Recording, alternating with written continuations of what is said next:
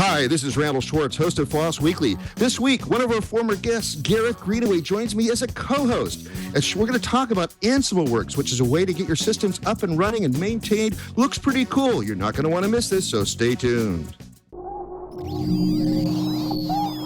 Netcasts you love. From people you trust. This is Twit. Bandwidth for FLOSS Weekly is provided by CacheFly at CacheFly.com.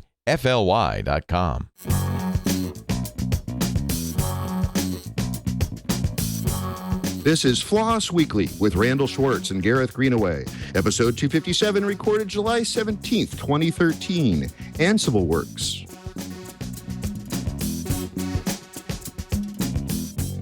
It's time for FLOSS Weekly, the show about free, libre, open source software. I'm your host, Randall Schwartz, Merlin at Stonehenge.com, bringing you each week, that's sort of a lie for the last few weeks, but as often as I can, the movers, the shakers, the big projects, the small projects, the projects you might not have ever heard of, the projects you might be using every day and not be aware of it.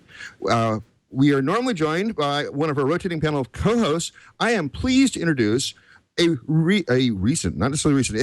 previous guest who asked me if he could be one of my rotating co-host panel.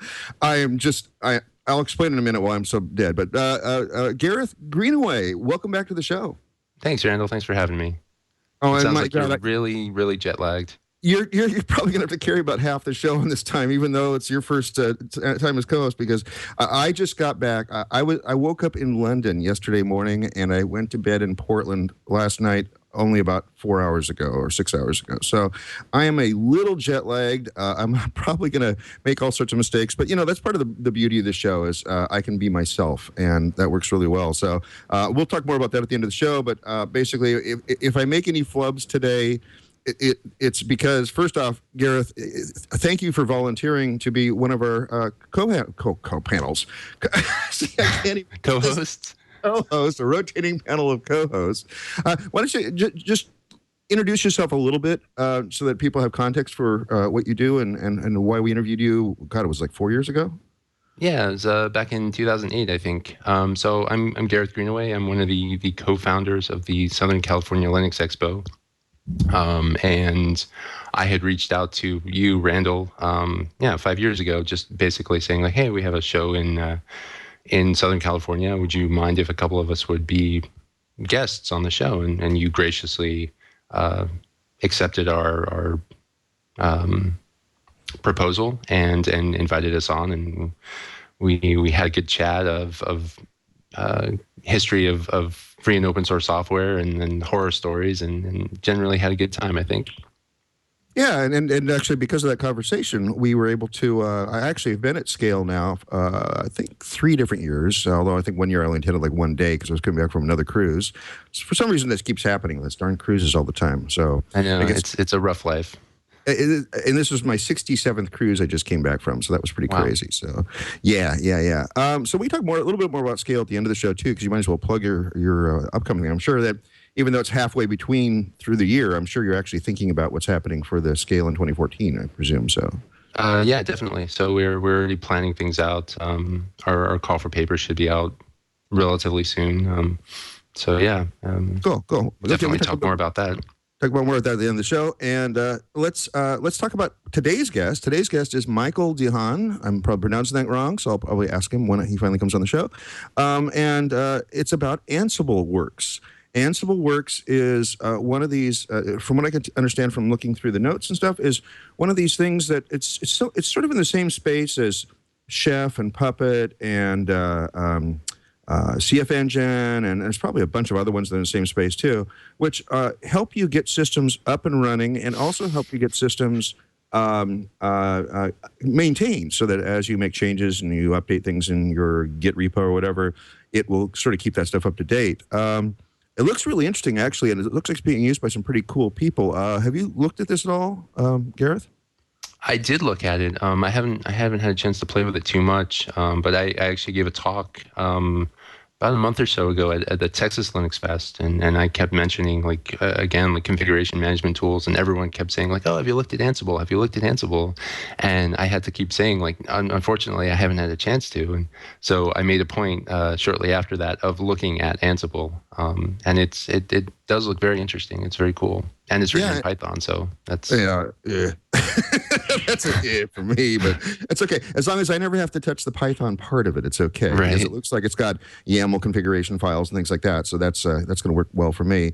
Good. Well, I think that the only way to really get the source of truth here is to go ahead and bring Michael on. Michael, welcome to the show. Yeah, thank you guys. Very, very glad to be here. And was my description sort of accurate? Let's back up a bit. What's the 30,000 foot view, and what problem is it solving? Yeah, absolutely. So Ansible is a project I started about 1.5 years ago, and what it does is it helps you configure your systems, helps you deploy applications on those systems, and also it kind of helps you with some higher level IT orchestration things. So imagine you had 500 or more servers in your data center. How do I update them all and preserve my uptime? How do I do rolling updates and things like that? So it's general purpose, and you can do all kinds of things about it, but definitely one of the most popular configuration management systems on GitHub now, despite being really, really new.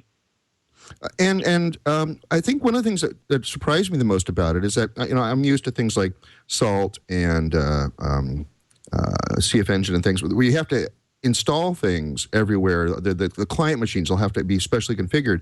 But one of the things I saw that really set this apart was the fact that you don't have to have any special client software installed. Am I describing that right? Yeah, absolutely. So what we do is we actually manage systems over SSH, and a lot of people hear that and are like, well, how does that work? Do you just run commands and do you, process their output? And we don't. What we do is when we log into a system, and you can use your OS credentials, you can log in as you don't have to log in as root. You can sudo, you can manage things as all sorts of users. It transfers little modules to the remote machines, and these modules have arguments. And what's cool is they're tiny little programs that enforce the state that you want. So with all of these systems, you're kind of used to saying, this service shall be running rather than start this service. And when it gets done, it runs all the commands that it needs to run. So that allows us to be very, very efficient over SSH as well. And the nice thing is, especially for you, Randall, big fan of some of your Perl things, you can actually write modules in other languages if you wanted to. So as long as you can read an input file and return JSON, if you wanted to write a module in Perl or Ruby or something like that, or even Bash if you were into pain, right?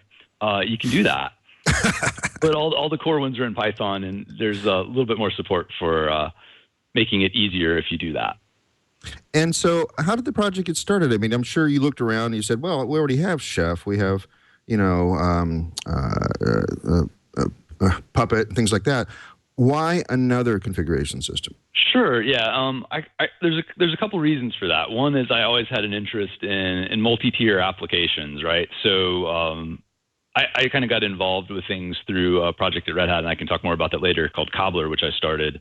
And I got exposed to a lot of early users, and even Puppet and Chef and CF Engine.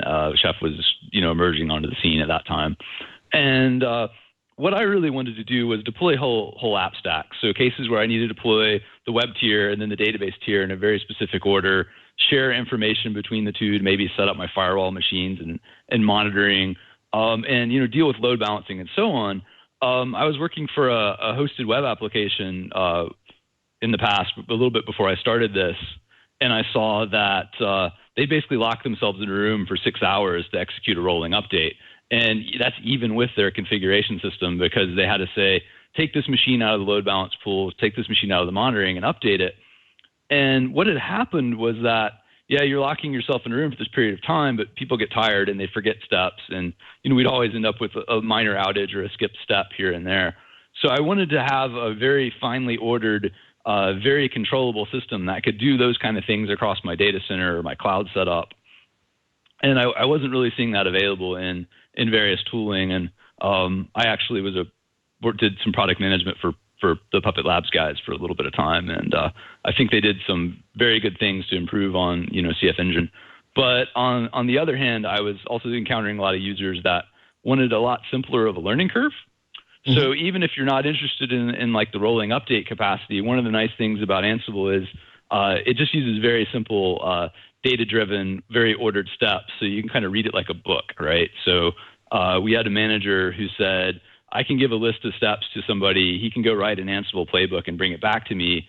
And I can look at it and be like, yeah, that's right. So it's very readable and it's very auditable. And I think at the highest level, I just wanted something that kind of fit the way that my brain worked. And to me, as a software developer, the infrastructure as code approach is good for automation, but I want to spend time writing application code. I don't want to spend time writing infrastructure code. So I want to be able to get in and get out as quickly as possible versus spending most of my day fighting the automation. So that's kind of my perspective to things. Definitely, you need to pick something that fits your brain, but Ansible is, in my opinion, a lot easier way to look at some of the same problems because it steps back and it says, these systems are just lists of packages and files and things.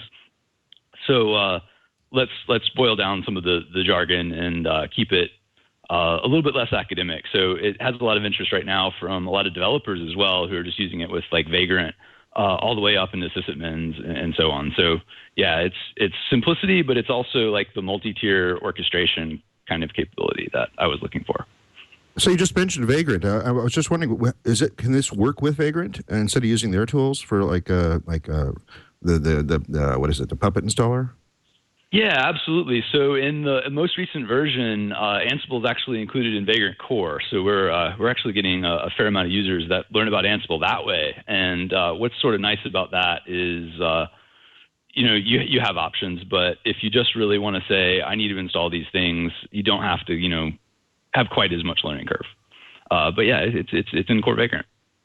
So let me also, for people who haven't done this kind of job, my primary client right now, Nami Media, has 120 feed servers and 5 API servers, the front-end machines that the people actually type in and talk to, and a few database machines and a few Couchbase machines. And on our biweekly release cycle, we have this giant whiteboard where we have basically step 1, step 2, step 3, and we check it off as we go through. And it's usually about a 2 or 3 hour process. And usually the longest step of that is, I think as you described this, is updating those 120 feed machines, because we have to do the steps in the right sequence. We have a Git tag that needs to be deployed, and then one or more of the local servers have to be restarted, like either Apache has to be restarted, or we also have now we've introduced a 0MQ server there, and we also might have a Moxie, which is talking to the Couchbase system.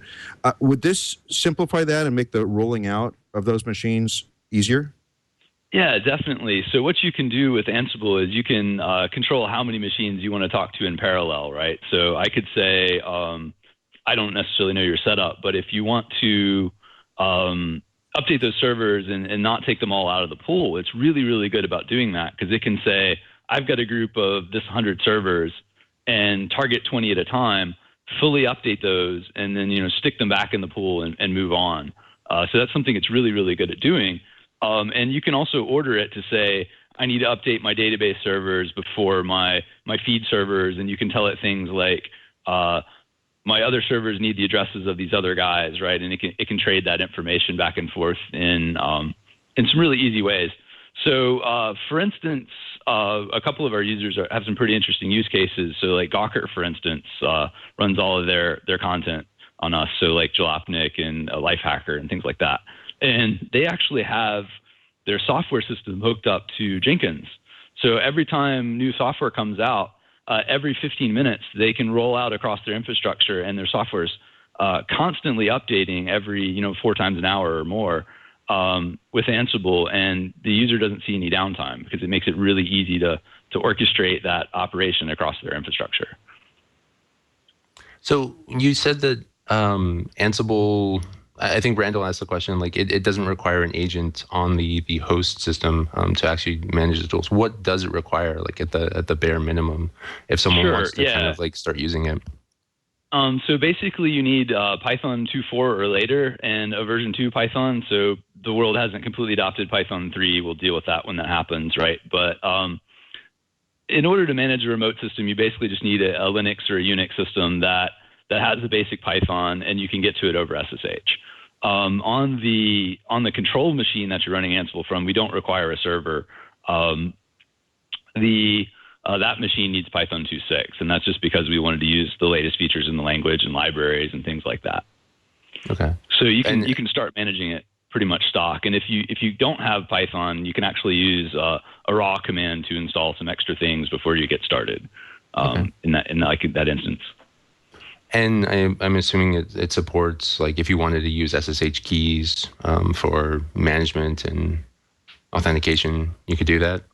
Absolutely, yeah. I think most of our users end up using keys. There's some people that'll, still be using passwords, or some people will be moving to, Kerberized SSH. Free IPA is a pretty good project for identity management if you want that. And it'll work with basically anything you want to do.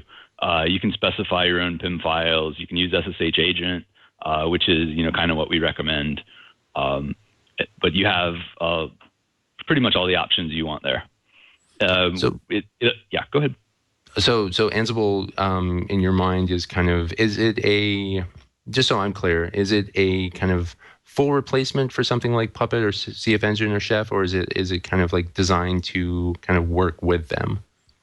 Yeah, there are some people that have like existing content and they want to, gradually move to Ansible, or they want to orchestrate some things on top, and that's something we it's fine and it works. But in general, I designed it from the beginning to be a full replacement, because for me, I'm not much of a Chef user, but I have a lot of track record with Puppet and so on, and it was really hard for me, even having expert level knowledge of the product, coming back 6 months later, not remembering, and having to look things up. So I wanted to build a really minimal system that was very data driven and not have the programming language to learn, right? So there's a lot of resource attributes that you'll see that are very inspired from similar tools, where you can say, this package needs to be installed, or this service needs to be running, and so on.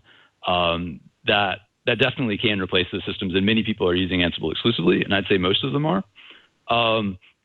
But also has some, app deployment capabilities on top, and that was a major missing piece for me, especially coming from systems that are where you have to wire in all the dependencies yourself. The ability to deploy an app with an ordered set of steps. Maybe I, have to push a shell script. That's not necessarily a dirty thing.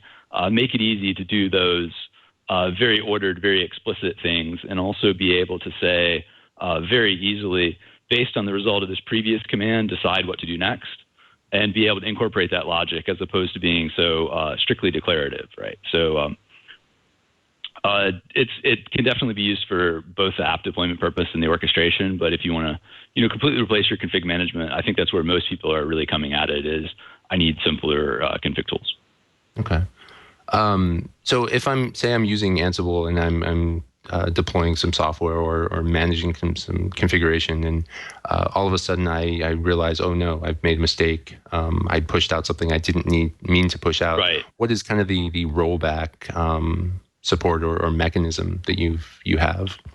Yeah, so I think this is kind of the classic example that most people will tell you, is that rollbacks are a very, very difficult thing in production, right? Because suppose you're deploying data in a database and you don't have a reverse migration, or the reverse migration is incompatible, right? So we generally encourage people to move forward and fix their problem.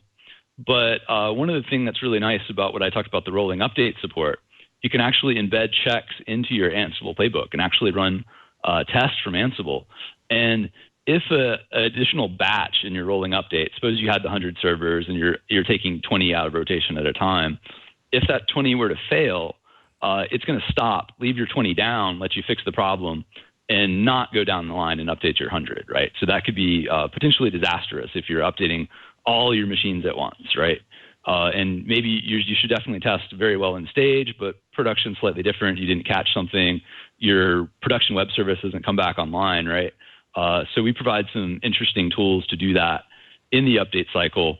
But what we definitely recommend for everybody is to keep your content in source control, so that if you do want to go back and get a previous version, you can do that. But it's definitely the truth that rollbacks are very application specific, whether you can do them or not, right? Right. Got it. So question from the IRC channel. How big is the current Ansible developer community, and how many people / companies are using Ansible currently? Sure. Yeah. So I guess the great thing about open source is you never know how many users you have. But I mean, I think we do have some interesting metrics on that. I think we have, according to Olo, I was checking this morning, I think we have like 340 some unique contributors at this point. I have a massive pull request queue to merge this weekend, which is going to be great. So really, really tremendous contributor rates from all over the place. A lot of people are adding new modules, but a lot of people aren't afraid to work on the core application as well. So I'm very happy to see that. Also, a lot of people helping out with docs, which is great to see. Where the user metrics are tricky. I do know right now we're the most popular configuration system on GitHub, which is nice. I don't know that will be that way tomorrow, but it's good to see. And so I mean, I guess all the signs are there that people are picking it up and adopting it and liking what they see. But we're always listening to people for new feedback and how can we keep making things better. Have you heard any feedback or any comments from anyone in the other like configuration management projects like Puppet, Chef, Salt? Sure. Yeah. So obviously, I think everybody has different ways of looking at some of these problems, right? So for a while, the Ansible takes this view of infrastructure should be very, very simple and ordered, and it's kind of a chef way of looking at things, but without necessarily the DSL. But then I think what thing is unique is everybody's initially like, hey, I don't know about this push thing, right? But those push things provide additional capabilities in terms of how we can do ordering, how we can decide to vary commands at certain steps based on results of even on other hosts, right? So I could say, based on what happened over on this other host, decide to change the way that this operates, and so on. But in general, I think it's pretty favorable. People choose, kind of what fits their brain and so on. Right. So another question from the IRC channel. If you could mention a bit about Ansible and what like clouds it currently supports. Yeah, absolutely. So we have a wide array of cloud inventory support today. So what that means is, like, if I'm using Ansible, I shouldn't have to define what host I'm managing. I should just be able to talk to my cloud and pull it in. So there's support today for OpenStack and EC2. There's support for Rackspace Cloud, which is obviously kind of OpenStack based. And there's also recently added some DigitalOcean support, which I haven't used in Linode. And we can provision onto all of those as well, and also have some content, to help you set up an OpenStack if you really wanted to. The nice thing about the provisioning modules is they integrate very, very well with core Ansible. So I can say deploy a node and have it fully configured in one pass. So a lot of people are doing that. Not everyone necessarily has to, but it's nice to be able to see that I can deploy into EC2, have it fully configured, and then also use the EC2 load balancing module that got contributed by edX, which is pretty cool, to manage rolling updates across my cloud if I wanted to do that. So there's a lot of stuff in there, and if people are looking for more things, we definitely welcome additions. Awesome. So what do you what direction do you see Ansible going in? What future support or what future features are you interested in adding or seeing people contribute to the project? Right. Yeah. So I think at this point, a lot of the stuff that we're doing is probably to enhance a lot of the modules that are there and continue to add more. So there was an interesting paper in Harvard Business Review about what makes an open source project really successful or contributors, and it's a place.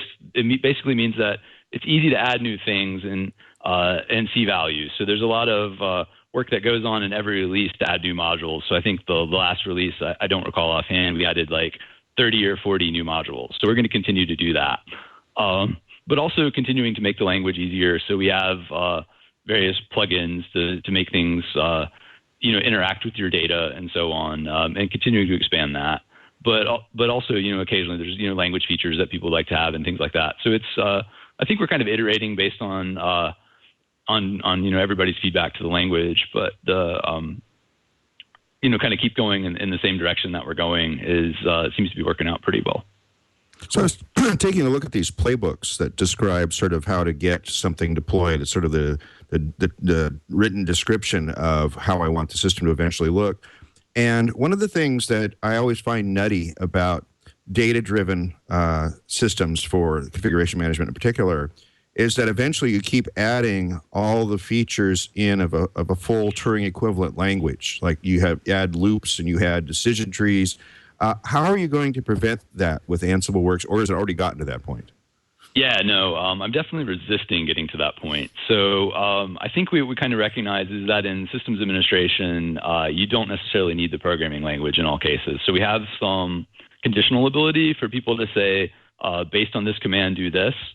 But there's some kind of higher level constructs that make that easy. So a playbook in Ansible, what it does is it says, select this group of hosts or this pattern of hosts and apply these roles or these rules to them. And you're actually able to do some really nice things about carving up groups of hosts based on criteria. So I could say, based on all the web servers, now give me all the web servers that are running Red Hat, or give me all the web servers that are running Ubuntu, right? And then I can talk to them. And I can do that with a simple group by statement, and I can do that with my host selector, and I don't have to write those programming language constructs. Generally, we do see some cases where people are trying to program it too hard, and in general, I kind of step back and be like, hey, so what's the underlying use case here, and how can we best model this, right? So I'm trying to resist the urge to make it Turing complete because I don't want to program, right? I really want to have a higher level abstraction and a simpler way to look at things. But it's really not. Sorry, go ahead. Go ahead. But it's really not a full thing unless you can do towers of Hanoi in it, right? So you'll be able to do that. When you can deploy a Hanoi tower using Ansible, you'll know you're done. Yeah, I think it might be easier to have like an Amazon Web Services module that buys you towers of Hanoi and ships it to you. And we could probably do that. Yeah. Awesome. So what does a typical playbook look like? I'd like to get a little bit more down on the details here, since we've really covered sort of the overall purpose of the project. So what am I interacting with? I'm interacting with a YAML file sitting somewhere, or what is it? What am I typing into? Yeah. So Ansible has two modes. It has user bin Ansible, which just allows me to run, one module at one time on a bunch of hosts, right? Which is kind of the ad hoc support. And that was heavily inspired by a tool I created with Adrian Likens and Seth et al. Called Funk back at Red Hat. And it was the Fedora Unified Network Connector, but I think somebody just wanted to call something Funk. I know how that works, yes. Yes. We had to get the acronym. But so Ansible Playbook is the main configuration management rules-based kind of thing. And what it is it's YAML. So, but we try to resist making it very nested, right? So while it is YAML, I like to think that people don't really have to know YAML.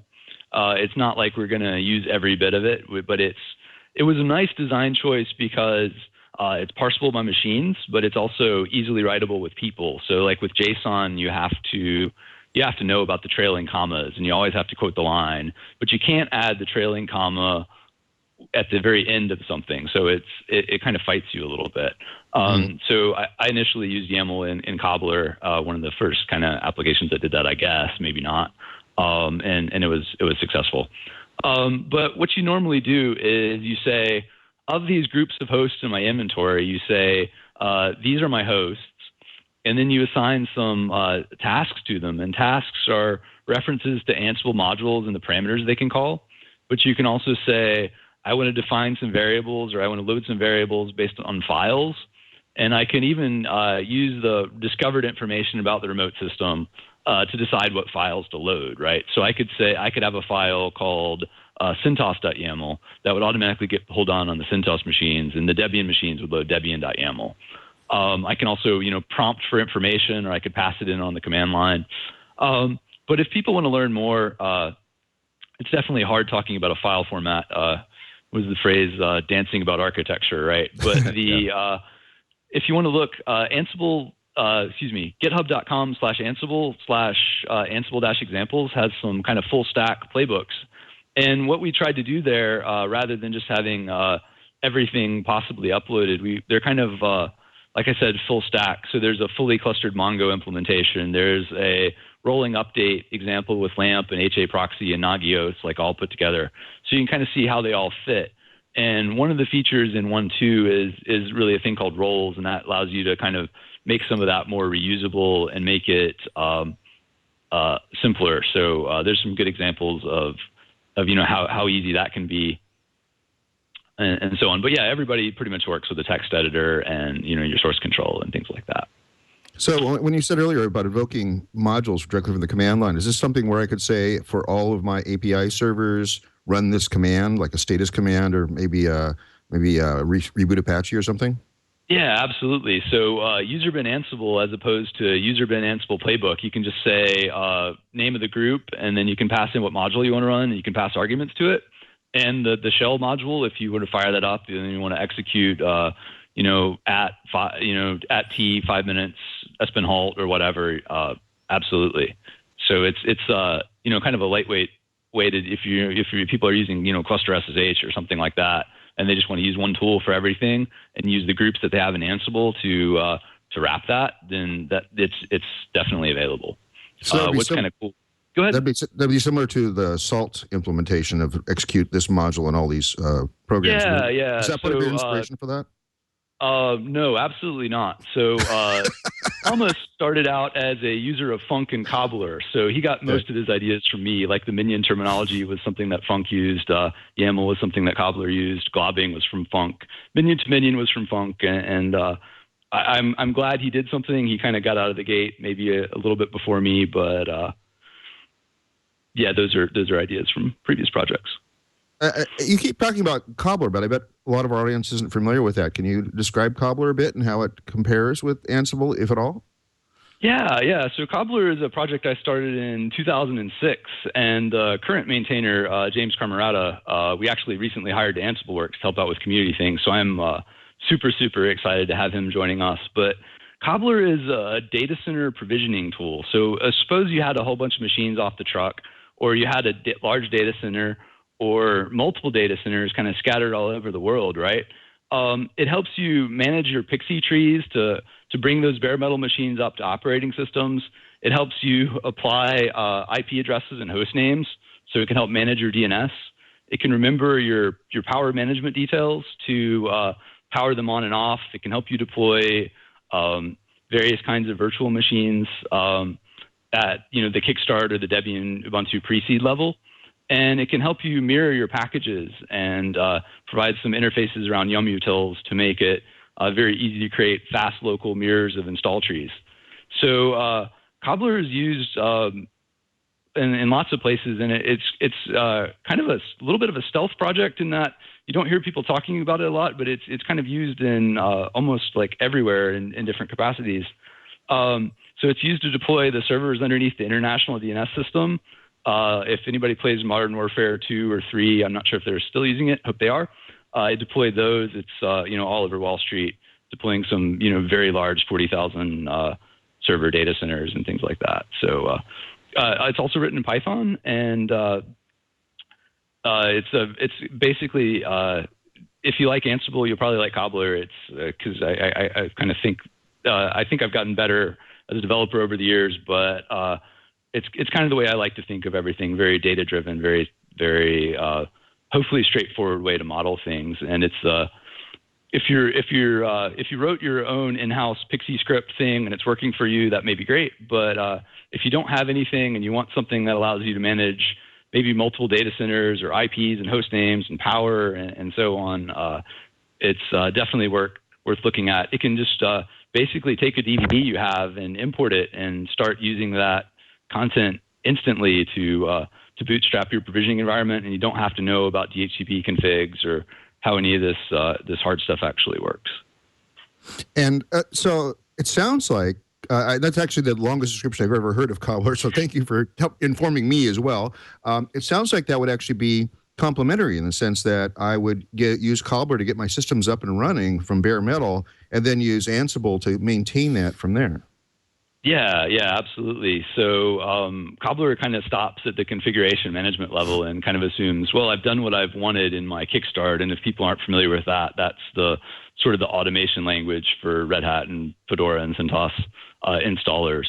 And then you basically just use your configuration management on top of that, right? So what you would do in your Kickstart is make sure that your SSH key is there, and then Ansible is smart, so it can actually dynamically pull inventory. I talked about all the clouds before, but it could also, dynamically pull from Cobbler, and has an example plugin to do that. So I can define my host there, and then say all the systems in Cobbler in this particular group, go ahead and talk to them.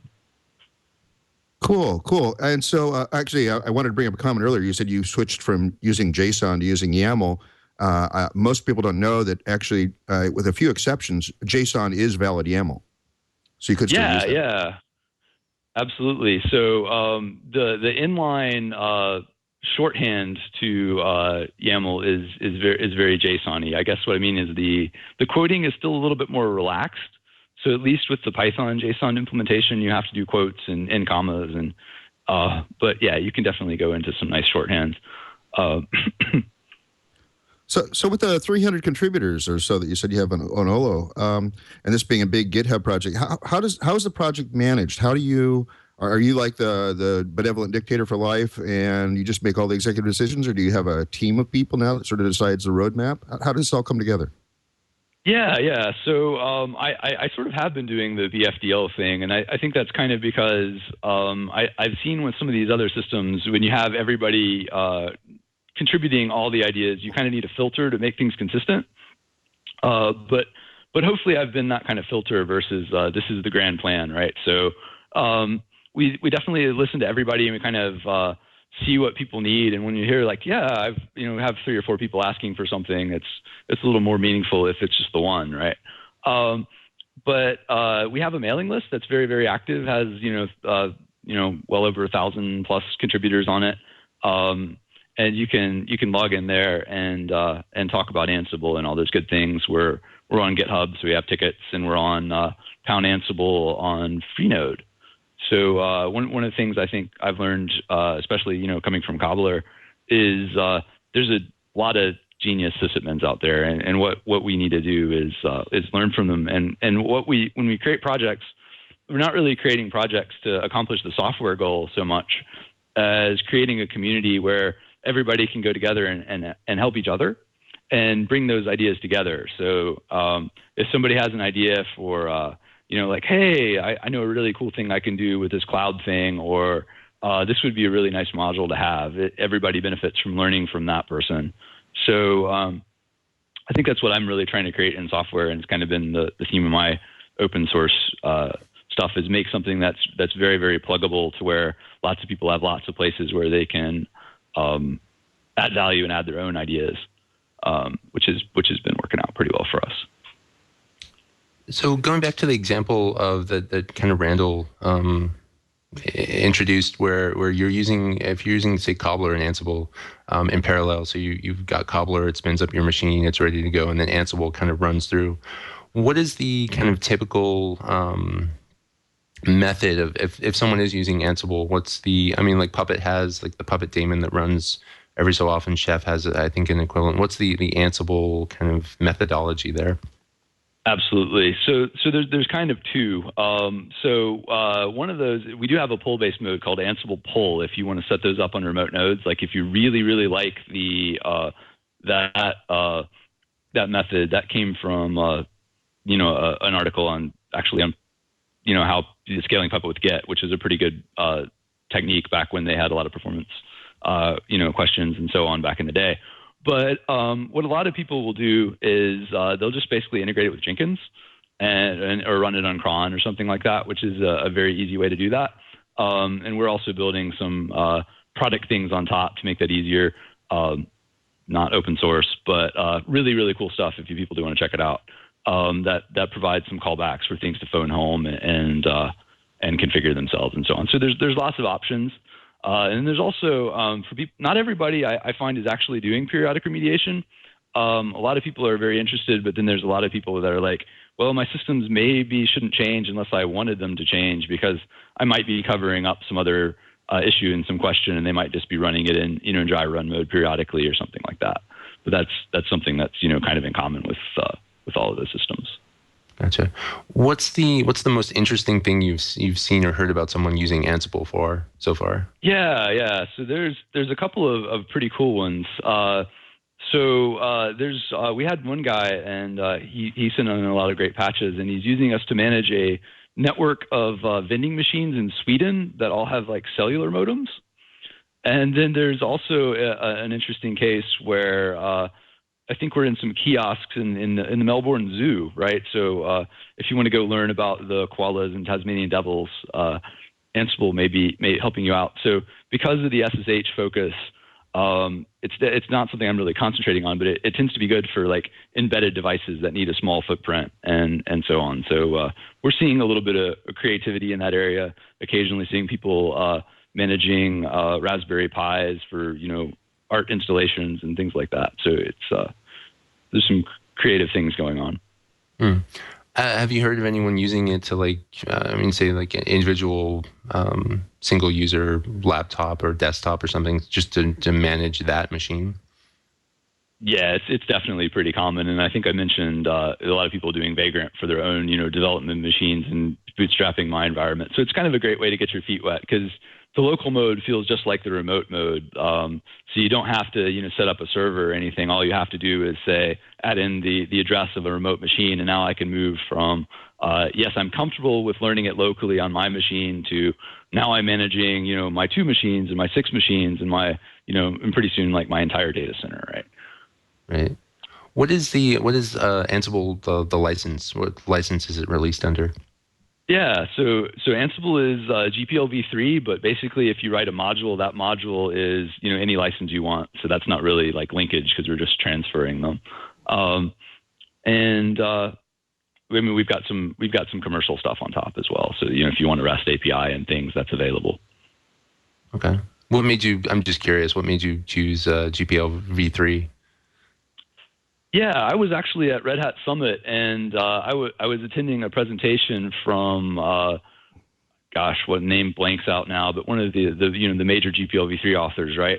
And basically, he was saying at the time that how they were trying to clean up the language to make it easier to understand and more portable in other countries. So that definitely appealed to me. And then also, just basic familiarity with GPL v2 and Red Hat. That was, a logical choice. I wanted to make sure that the software remained free and that people contributed to it rather than just say, there became some sort of, closed source fork or something like that. Right. So what OSs is Ansible currently packaged for? I think Randall mentioned that there was a FreeBSD package available by you guys, but who else is packaging it so far? Yeah. The FreeBSD package isn't actually from us. We have a lot of contributor maintained stuff all over the place. So it actually doesn't require packaging, which is a really cool thing. So I should probably talk about that. But if you want to try the latest development head, you can just check it out on GitHub, and you can source in the hacking directory. There's an env setup script, and you do that, and then you're running straight out of source, and there's no packages to install on the remote machine either. So we have a lot of people just running off of straight GitHub. But it can manage all the BSDs. It can manage AIX and Solaris, HPUX, but the majority of everybody is pretty much using some breed of Linux. Is anyone using it with OS 10? Like either as a client or server? Absolutely. So there's a lot of people running especially from OS 10 laptops. I won't say that the modules are necessarily set up for managing like all the aspects of OS 10. Like you can definitely copy and do some basic things, but if people are interested in working on actual management of Mac laptops and things like that, very interested in stop by the list. Cool. So you just had back in June AnsibleFest in Boston. So we just kicked off our sort of our first user conference, and that was really successful. So we're going to be doing another one October 22nd in San Francisco, which should be downtown San Francisco, and you can go to our ansibleworks.com/FLOSS Fest, I believe, to figure out some more details about that. But yeah, we had lots of different attendees. We had speakers from AppDynamics and Juniper and Rackspace all talking about how they were, using Ansible internally. A lot of good talks about how people were organizing their content and things that they were doing. Docker showed some really cool graphs of like their load during the rolling updates and things like that. So it was a great time to get together with a lot of different users and kind of talk about what we're doing and show off some things, and also get to know people online a little bit better. So we're going to definitely, if people are on the West Coast or missed the first one, check us out. Awesome. We're going to be. We need to get over to Europe too, hopefully next year. Yeah, and you have something happening at OSCON coming up.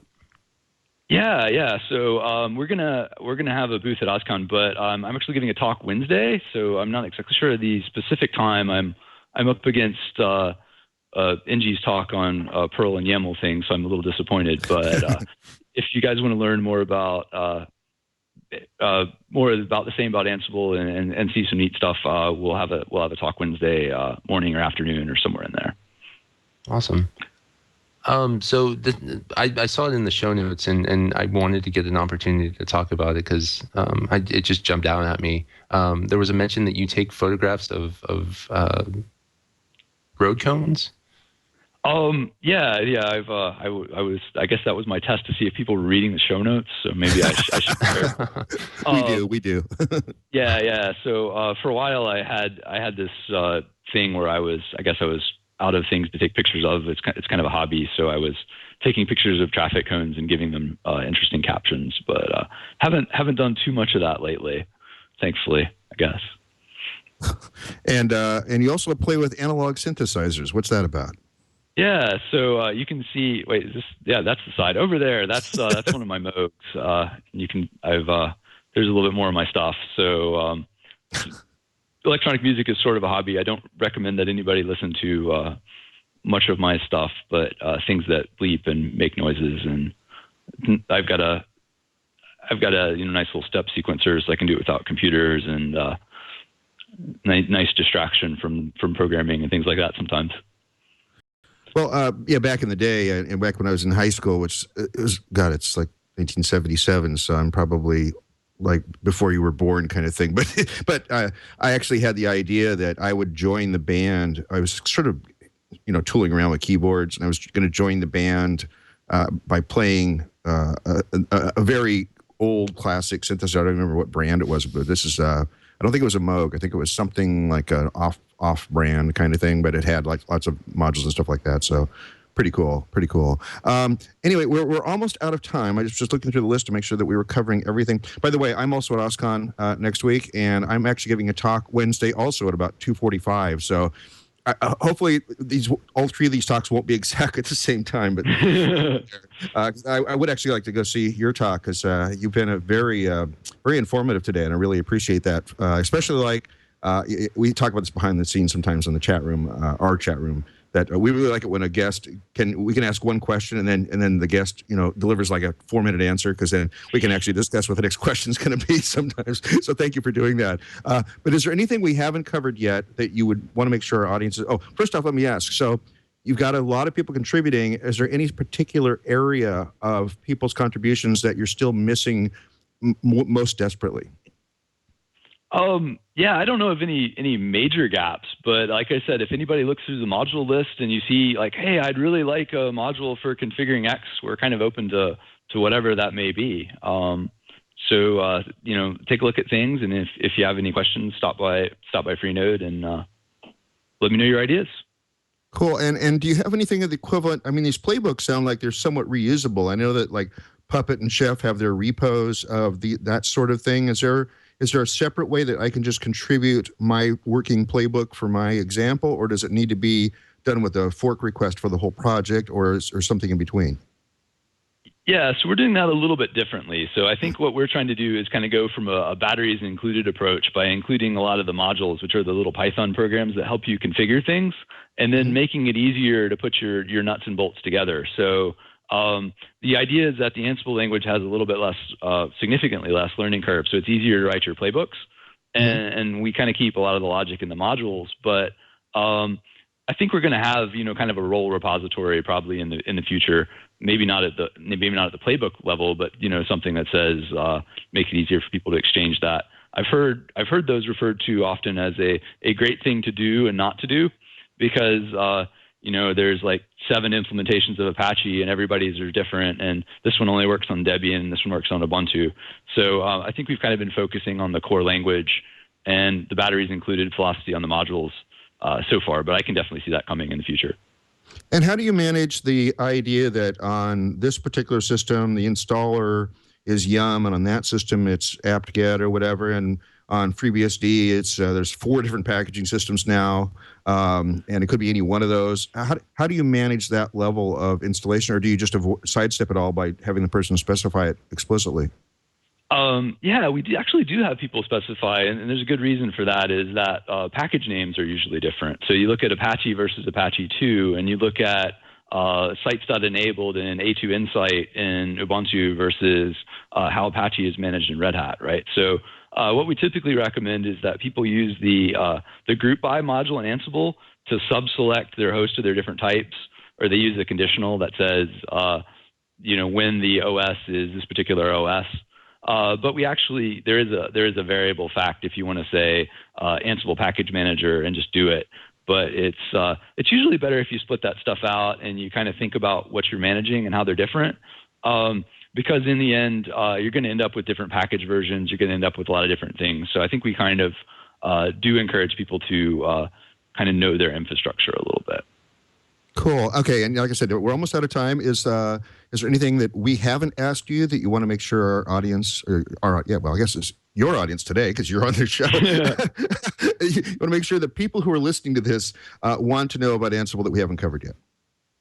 Yeah, I guess there's probably not too much, but if you want to learn more, AnsibleWorks.com is at the bottom of the page, and you can go there and there's documentation. Stop by IRC if you have questions, and that should definitely get you started, and github.com/Ansible. So yeah, thanks very much for having me. I appreciate it. Cool. And so 2 last questions.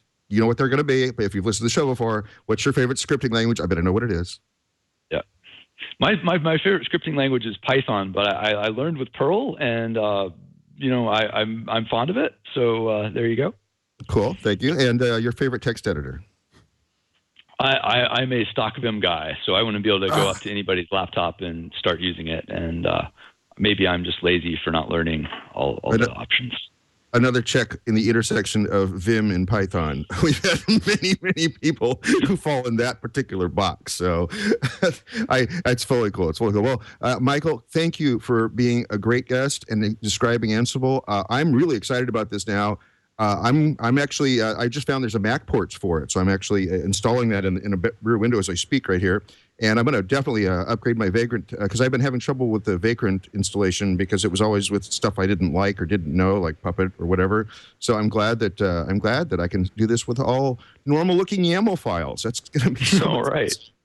Finally, so thank you for being on the show. All right. Well, thank you very much. And yeah, once again, thanks for having me, and see you all later. Bye. Great. Yes, great. So that was Michael DeHaan, who I didn't. Did I pronounce that right? DeHaan? You're dead on perfect. Oh, wow. I scored. Usually I'm like, with people's names that I'm not familiar with, I get that wrong. Anyway, okay, great. That was Michael DeHaan, who is the benevolent dictator for life for the Ansible project, and also CTO of Ansibleworks, which we didn't ask anything about, but we're out of time, so I can't go any further with that. Gareth, what do you think? It sounds really cool. I'm excited to try it out myself. I like the fact that it's. I was a little uncertain at first when I first kind of started hearing about it. The fact that like there is no, it doesn't kind of act in the traditional server client mode. But the more I heard about it, the more I realized, hey, that's a really powerful thing, because no longer are you relying on basically like one server to kind of to rule them all. It doesn't matter where you're running the Ansible code from. Yeah, I'm wondering, actually, we probably could have gotten, we could have gone for another hour. I mean, there was just so much to talk about this thing, because it has so many moving parts to it.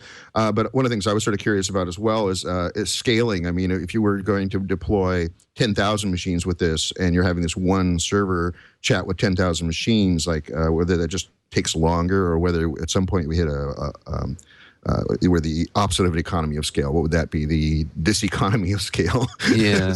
Well, I mean, Yeah. it almost sounded like you could divide that up. I mean, it sounds like it's fairly easy to do things programmatically.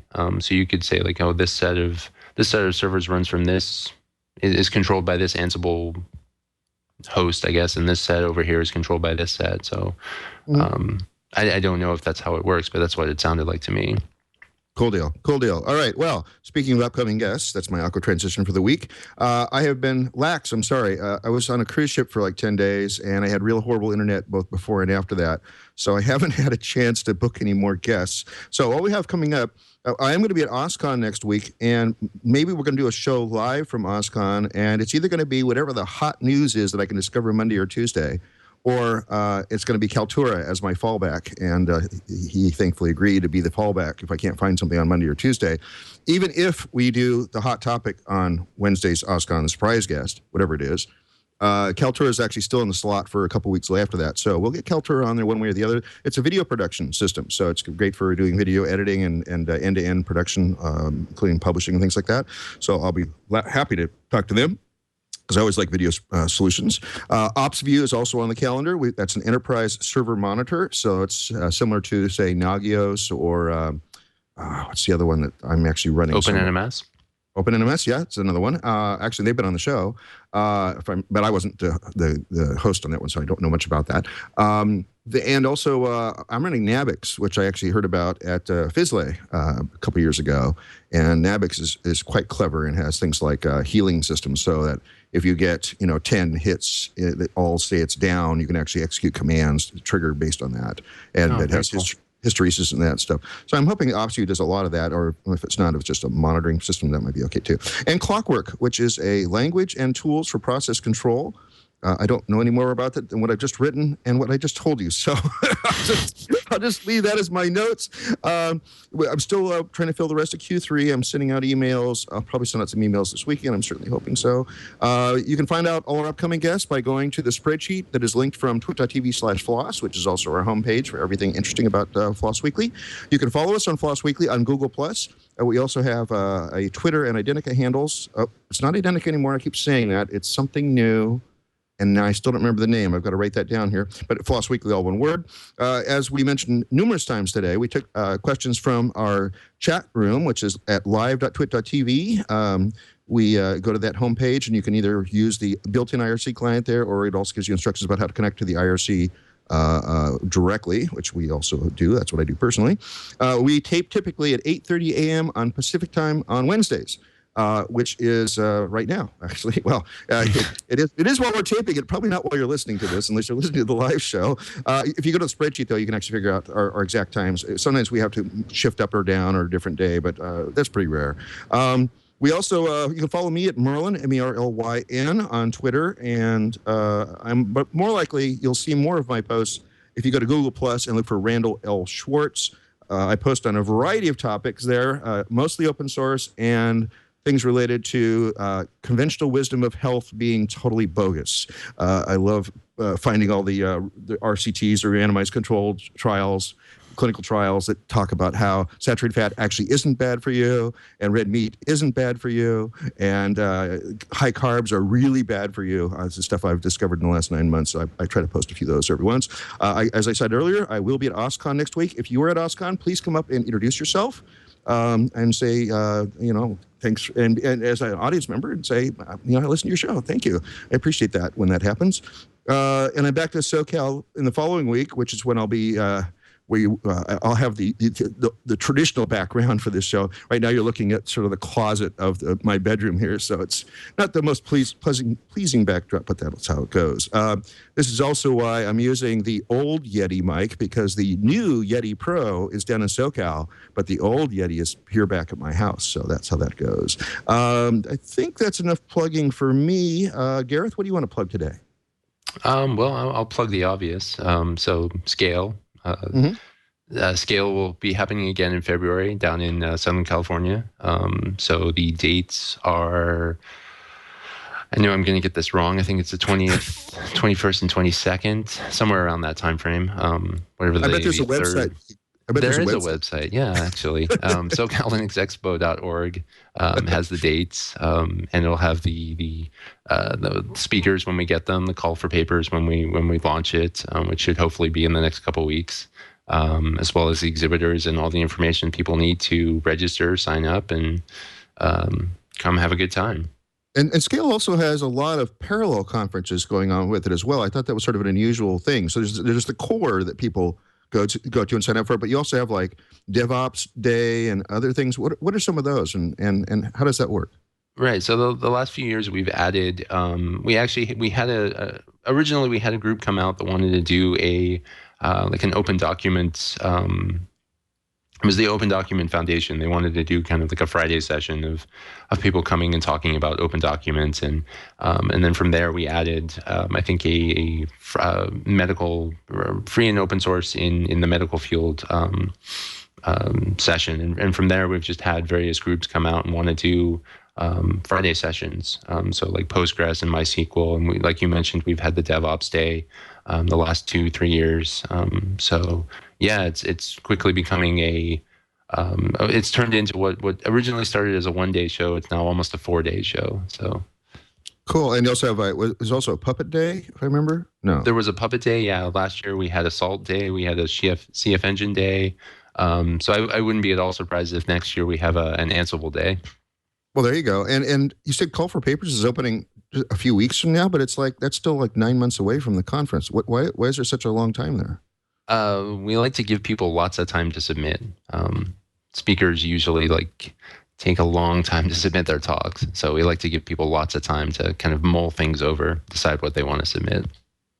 Very cool. Okay, and if you want to hear more about Scale, we did the interview back in show number 46. My God, that was like years ago. But if you want to go to twitch.tv/floss46, you can hear my interview with Gareth, and I'm going to mispronounce his name, Shyam Kapadia? Yep, you actually got it right. Wow. Wow. Okay. Even being jet lagged, I'm not doing bad. This is great. I stumbled a bit at the beginning of the show, but that's okay. I've warmed up as we went on. Gareth, you were a great co-host. You were absolutely a great co-host. I would love to have you on anytime you've got the time again. You asked great questions and everything. So I appreciate that you came forward and said, "Hey, can I be a co-host?" Because I have this rotating panel of 4 and now 5, counting you, co-hosts. Mm-hmm. But we do run into scheduling conflicts every once in a while. Like 2 of my co-hosts both had something. 2 of my other co-hosts both had something they had to do today. And so I actually was almost thinking about canceling the show, but then I said, "Oh wait, yeah, Gareth wrote me a few weeks ago. Let's follow up on that." So thank you for coming on the show, and I will have you back anytime you're willing to be back. Awesome. I'm willing to do it anytime. That was a ton of fun.